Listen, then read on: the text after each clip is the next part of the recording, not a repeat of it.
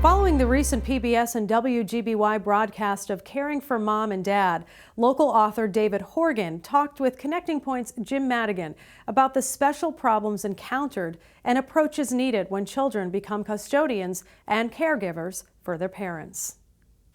I think it was about now 8 years ago. My wife at the time came to me and said, "What would you think about moving my mom in? She can't live on her own anymore." I said yes to it very quickly.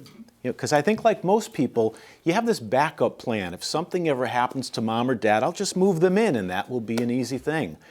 And Jim, I will tell you, it was not an easy thing. It was a very difficult process because we made it up as we went along.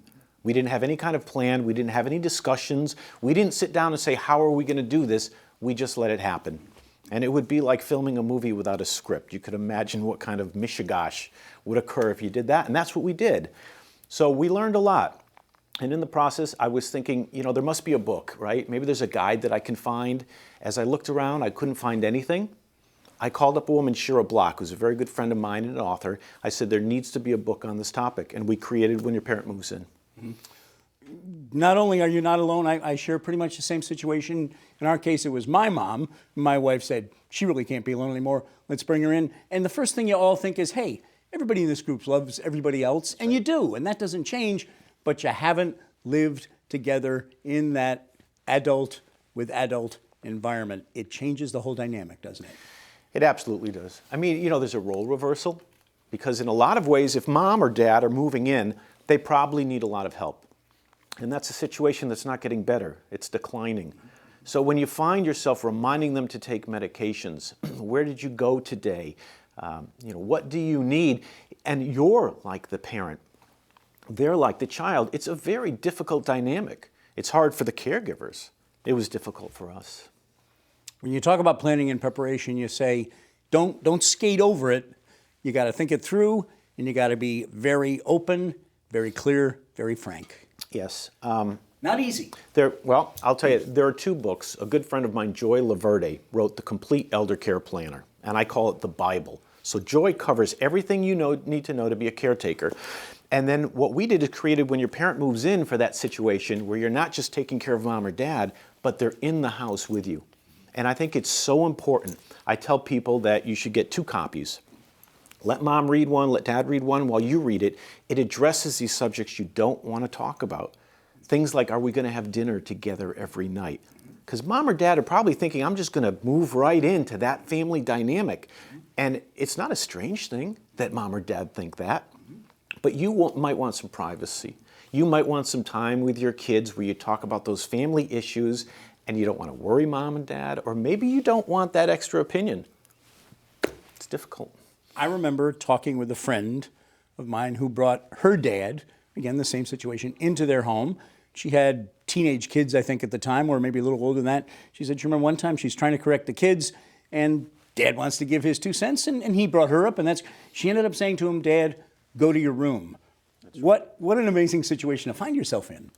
It's interesting that you say that, Jim, because that's in the book. We have that exact story about trying to discipline a child, and then grandma comes over with a cookie, dismantling your plan, right? And she doesn't mean any harm, but that's a different relationship that grandma has than you, the disciplinarian, trying to raise the child and give them some boundaries. And boundaries are really, that's what it's all about.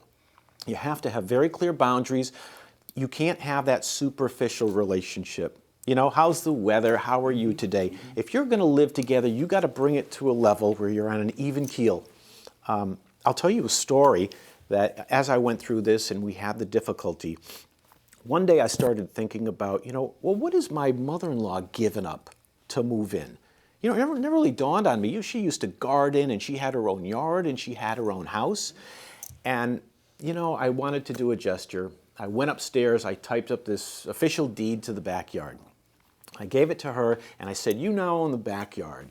And it was this moment between us, because suddenly she understood that, okay, he's seeing it from my point of view, and then we could have these conversations like 2 adults who are on the same keel. We'd have coffee together, and it wasn't that hard to sense the boundaries once we got to that even point. We've spent the last couple of minutes, for the most part, talking about some of the difficult parts. You mentioned positives. Let's talk about the pluses. knowing your aging parent in a different way, maybe renewing a family that may have gotten a little stressed or strained through the years. And it really is good for the third generation, the kids, to have that kind of time with grandparents. Yeah, for the kids, it's fantastic. Grandma, their grandfather are coming to all of their shows. In our case, the kids were playing music on the porch, and she loved that. So there's, and you talk about establishing your relationship. The time you can spend together and really get to know your history, that's really a fantastic benefit. I really enjoyed that part of it. There's a lot to be learned from our parents. And we like to think, oh, well, they came from a different generation, but nothing changes. It's all the same, and they have a lot of experience, and they want to feel like they're a part of the family. They want to feel like they can contribute. That's what most people forget. They think that, well, they're fine, they've got their little apartment, and they don't really need that much time with me, but they really do. And it's good to have them contribute to the household. Probably one of the touchiest areas, I would think, thinking about the financial impact, both on the parents moving and on the family that's now absorbing them, bringing them in. Yeah, the financial thing, we have a chapter where we talk about becoming the family CFO, because that's what's going to happen. If you move mom or dad in, you're taking over their finances. And you need to come to grips with that, get with a good attorney, start looking at the assets, and make sure everybody's on the same page. One of the things that happens, mom or dad builds an addition on the house. Later on, people may have arguments about that financial asset. You can't break it off the house. You can't, if you put the addition on, that becomes part of your house, and the family's going to need to know that up front, which is why we say have all these discussions before the event occurs, so you know what's going to happen. You'll also warn your readers, be careful that you don't end up becoming outsiders in your own home. That's right. Especially this is what happens if it's, like in my case, the mother-in-law moves in. With the mother-in-law comes the sisters and the brothers, and that makes sense. But when they're in your house, you can start to feel like an outsider, because you're kind of outnumbered by all of these folks in a situation where it used to be just you and your wife and the kids. Very different dynamic. Bottom line, what I got out of the book was fair to say that mom and dad moving in with work, it can work. It absolutely can. It can be a great experience, but you have to talk about things up front. You have to really get down to it and do it when things are quiet. Don't react to a crisis and suddenly move mom or dad in, or don't come home and find the stove on and blow up. Discuss everything up front, and then it can be smooth.